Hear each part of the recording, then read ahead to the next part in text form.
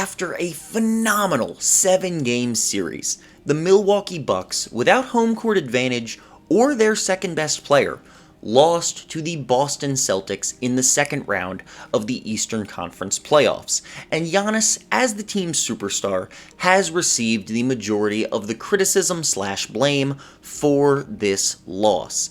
And while Giannis did have okay numbers, it's understandable why he received this criticism, as in the series against the best defense in the NBA, once again missing his best teammate, and facing a team who is the most perfectly equipped to stop him with a ton of tall, strong, versatile defensive players.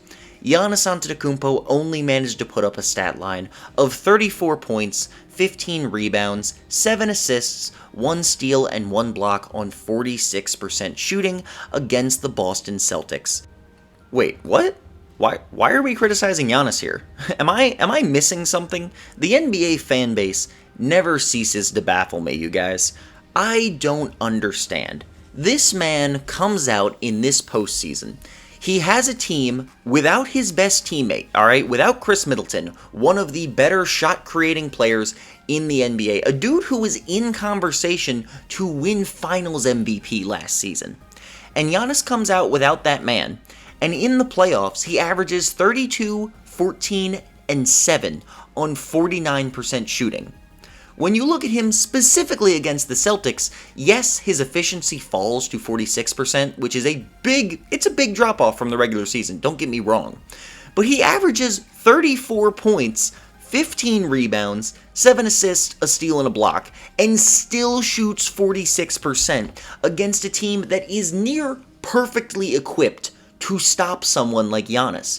Al Horford played absolutely out of his mind, some of the best defense we have ever seen him play. Grant Williams played far better than he should have in this series against Giannis. Jason Tatum and Jaylen Brown are both good defenders. Marcus Smart and Derek White are both defenders who are both good and play above their size.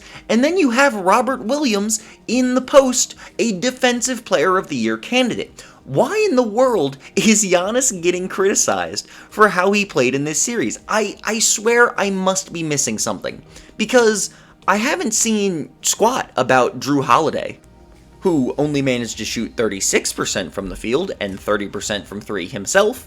I haven't seen anything about how every single Bucks role player completely disappeared throughout the series except for Pat Connaughton. He's the only one who showed up. Brook Lopez, stretch big, he shot 1 of 13 from 3 throughout the series. Bobby Portis only shot 23%, Wesley Matthews, 33% from both the field and from 3, Grayson Allen, 31% from the field, 21% from 3, and George Hill, classic George Hill performance here, 20% from the field, 1 point a game.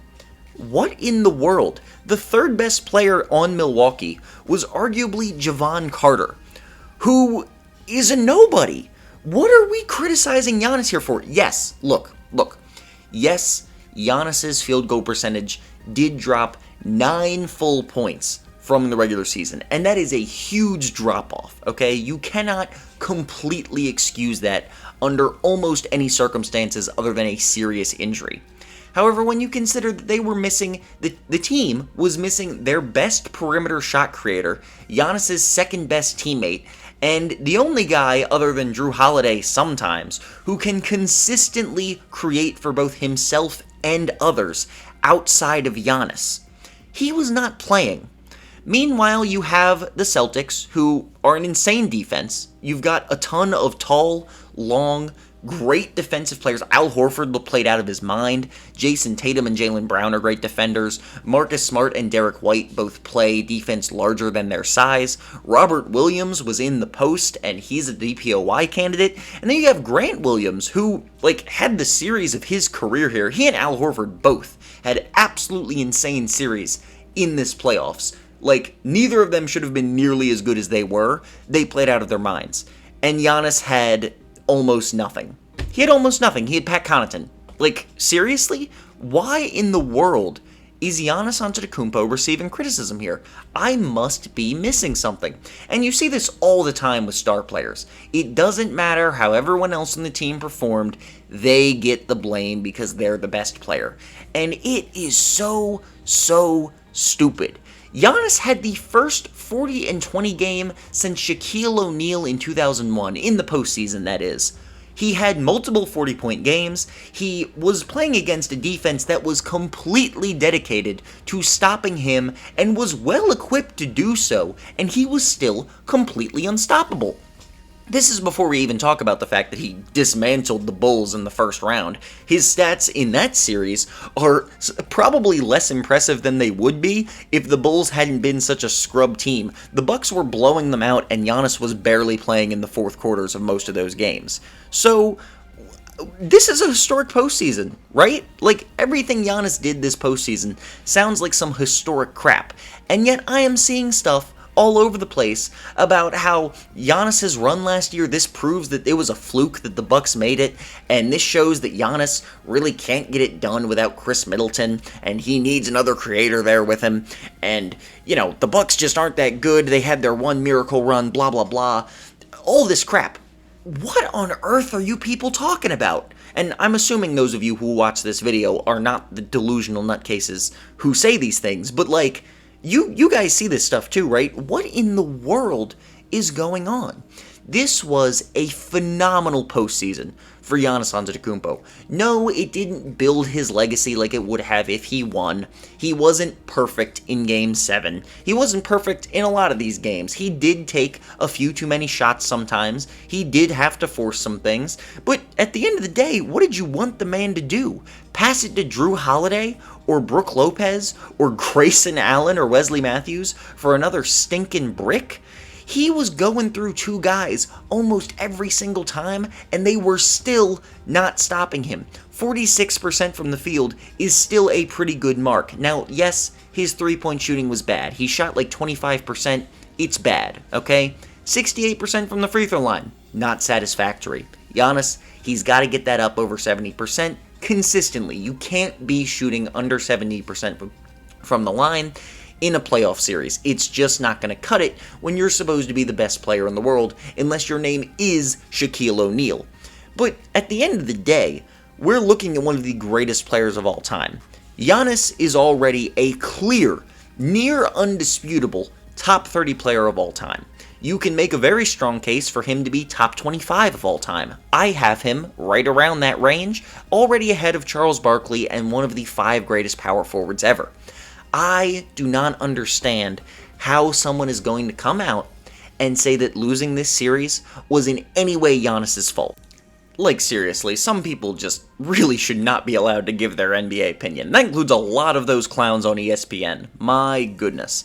People criticizing Giannis these people are even dumber than the people criticizing Joel Embiid for how he played when he played through a broken face and a broken hand. Like, seriously, what in the world else could have Giannis done? That was phrased weird, but you know what I'm saying. What else could the man have done? He was amazing, and his team just didn't cut it. Meanwhile, in Boston, they've basically made the finals already. Like, I've said this many times, the Heat are not real contenders. They're not a real threat to the Boston Celtics, or the Bucks if the Bucks had won. This series is probably going to be 5 games in the Eastern Conference Finals, maybe 6, because Boston does tend to take their foot off the gas sometimes and like have some weird, like terrible shooting nights because they're not a good shooting team. But I don't see any way the Heat upset the Celtics. I really don't. And the Celtics might be about to win a title. Jason Tatum might be about to be a final MVP at the tender age of 19 or 23. I gotta be honest, I have no idea how old he actually is because of the 19 memes.